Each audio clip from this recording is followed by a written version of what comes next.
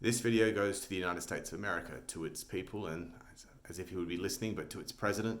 I think I have the solution to your problem. I'm not saying I understand all of your problems, but I do understand a couple of solutions that we have here in Australia, which works well here and which might work for you. Those solutions are, number one, compulsory voting, and number two, the Westminster system of government. Bear with me.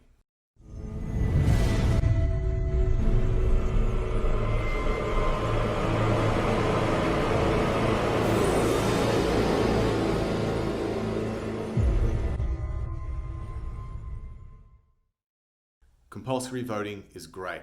I know a lot of people don't like it because you think the crazy people come out to vote or whatever, but quite frankly, the crazy people are voting already. The wonderful thing about compulsory voting is that it takes the center, the people that usually don't vote because they're a little bit politically apathetic, they don't understand all the issues, they're not really motivated by politics, they'd rather pick up some extra hours at work on election day or stay home with the kids or go to the gym or something like that.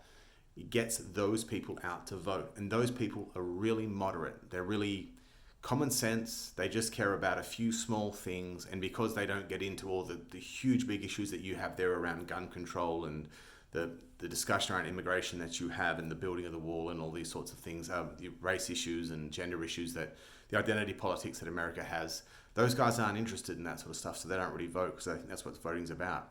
In Australia, with compulsory voting, those guys have to go out and vote because it's the law. And the thing is, the left is about 20%, the right is about 20%, the center is about 60%. You have to win the center when the center votes. And that makes sure that the Democrats and the Republicans, or as we have here, the Labor Party and the Liberal Party here, if they don't win the center, you have no chance at all of winning power. So all policies are pitched at the center. And the center doesn't care about crazy issues like political correctness and identity politics and like that. You will, if America has compulsory voting, you will get rid of identity politics in one foul swoop, because the biggest section of the population, the sensible center, doesn't give a shit about that. And both parties will have to win the sensible center to win power. So step number one, compulsory voting.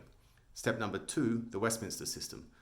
Huge, big, long, complicated explanation as to what that is, but put really succinctly, you have many parties. So like in Australia, we have like 50 or 60 parties. We have like the Pirate Party and the Roo-Shootin' Pig-Rootin' Party and like the Australian Communist Alliance, Australian Socialist Alliance. And we just, no one ever votes for these guys, but anyone, almost anyone can start a party. Right now, the problem that America has is that within the Democratic Party, the people who Joe Biden and Nancy Pelosi are trying to speak to, you have trade unions, including the police union. You have feminism.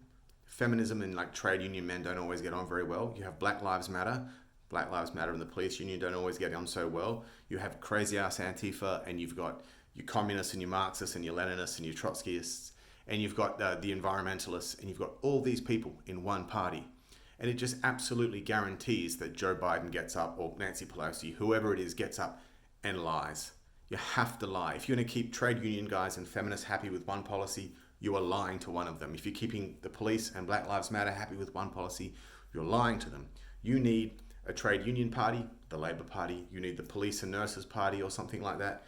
You need the teachers and something or other party. You need the feminist party. You need the Black Lives Matter party. You need the Antifa party. And you need to empower. I know it sounds crazy, but you need to give Antifa its own political party and let Antifa run for Houses of Parliament. What do you guys have? Congress and the Senate over there.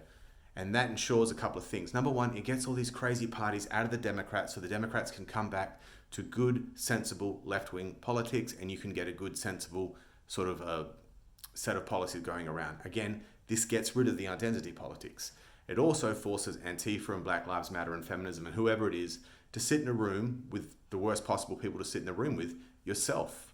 To sit in the room with yourself and say, all right, to this point in time, we've defined ourselves by hating Donald Trump or hating the right or hating the Republicans. Now we have to stand on our own 2 feet, and we have to come up with some real policies about how we're going to run the country. It can't just be we hate men, or we hate the right, or we hate white people, or we hate cops. It can't just be that. It has to be how we're going to fix the country. And that's a really hard thing to do. Take a look at the Republicans. They've got like the gun guys in there. They've got the white nationalist guys in there. They've got the extreme libertarian, just like absolutely minuscule, tiny, small government guys all in one party. And whoever's in charge of the Republican Party has to try and deal with all that as well. It's really hard to do. Just force those guys out into parties on their own. Now, if they win power, they win one seat here and there, fine, so be it.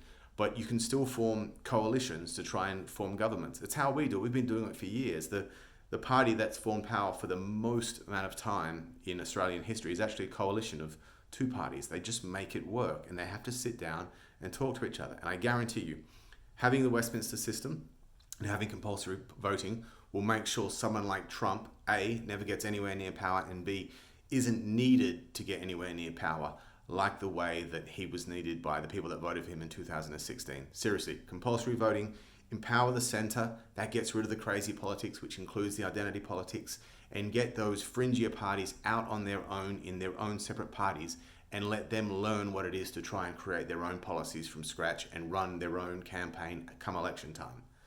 All right, guys, thanks for listening. Hit like and subscribe, and I'll see you on my next video. Bye now.